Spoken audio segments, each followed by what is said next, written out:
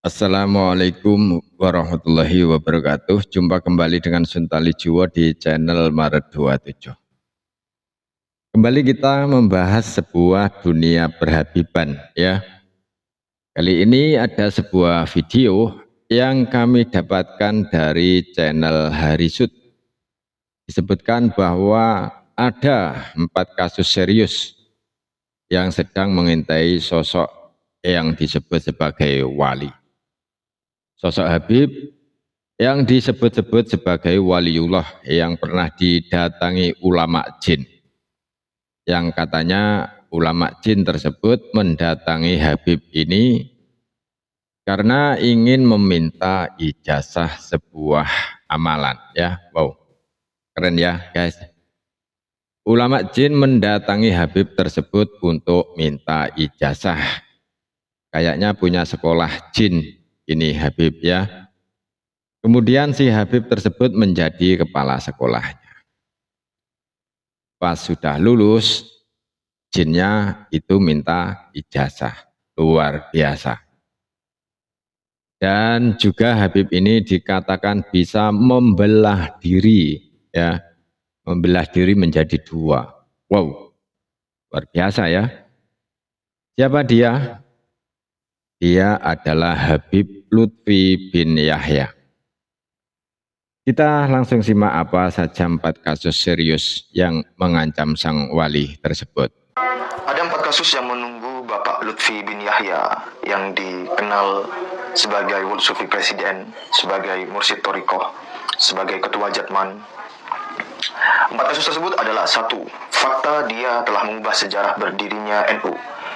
Ini adalah sebuah perilaku yang su'ul adab kepada Mbah Hasyim Asy'ari dan pendiri lainnya. Yang kedua adalah fakta dia telah mengubah atau mengizinkan pengubahan sejarah berdirinya Jatman. Ini dapat kita temui dari cerita Romo Kiai Haji Halwani bersama Gus Umar KBN Nusantara. 3. Fakta dia membegal dan memalsukan makam dan silsilah KRT Sumo di Ningrat yang fakta-faktanya telah disajikan oleh Gus Muhammad AR dan Raden Dibyo Terah HB2 di channel Arah 9. Bahkan Peter Carey, sejarawan dari Oxford University yang telah menggeluti sejarah di Ponorogo selama 30 tahun mengatakan, siapa yang mau menantang, sembari menunjukkan bukti-bukti literatur yang ada. 4. Fakta bahwa dia tidak, tanda kutip, menerima fakta ilmiah yang disajikan Kiai Haji Imaduddin Usman yang menyatakan bahwa Habib imigran Yaman Bani Ubaid bukanlah keturunan Rasul. Setidaknya dengan 4 kasus fakta ketidakjujuran tadi, semestinya para pengikutnya mulai menimbang ulang, benarkah dia wali secara hakikat atau dia cuma di branding sebagai wali? Kok dikit-dikit wali? Memangnya dari mana Anda tahu secara pasti dia adalah seorang waliullah? Kalau memang wali, kok tidak jujur kelakuannya? Kok banyak makam dan tokoh Nusantara yang dibin yahyakan? Berdasar penjelasan dari Gus Abbas Buntat Cirebon, banyak makam-makam yang dibin yahyakan dan dibin asegafkan. Sebagaimana kita ketahui, wali itu dibagi menjadi 2 kategori besar. 1 waliullah, 2 wali setan. Kalau orang tidak jujur dan su'ul adab seperti itu, kira-kira masuk kategori wali yang mana? Waliullah itu kan kekasih Allah. Yang menjadi kasih Allah pastilah orang yang patuh, orang yang taat, orang yang bisa menjadi seperti yang Allah Subhanahu wa taala mau, ya.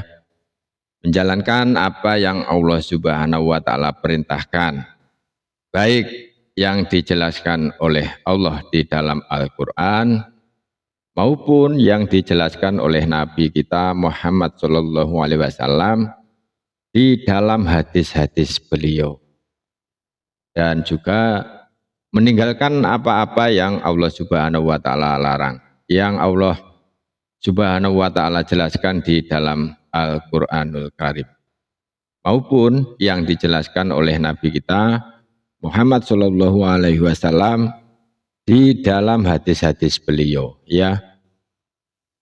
Cuma dengan cara itu bisa menjadi wali. Makanya waliullah tertinggi itu setelah Nabi Muhammad SAW ya para sahabatnya. Jadi ukuran untuk melihat seorang itu benar waliullah apa bukan ya dilihat bagaimana cara orang tersebut mengamalkan agama Islam. Kalau dia lurus mengikuti Nabi dan para sahabat maka dia wali Allah. Tapi kalau melenceng ya jelas bukan wali Allah. Karena kalau mau jadi wali harus mengikuti orang yang sudah pasti menjadi wali. Urusan dunia saja ya, kita mau jadi dokter misalnya, ya harus kita ikuti pendidikan kedokteran. Mau jadi polisi ya ikut sekolah kepolisian. Itu saja kadang masih gagal untuk jadi dokter, gagal jadi polisi. Apalagi kalau mau jadi dokter, kemudian mau jadi polisi, tapi sekolahnya di sekolah perhotelan, ya jelas mustahil ya. Dan para habib ini kita lihat banyak sekali. Mereka ini yang di dalam dakwahnya jelas terlihat manhajnya di dalam beragama ini, menyelisih Nabi dan para sahabat. Tapi kok bisa disebut wali? Kalau ceramah yang diceritakan karomah-karomah wali, dan wali itu pasti ya, pasti dari kalangan habaib. Dan kalau cerita karomah, pasti yang disebutkan kesaktian-kesaktian.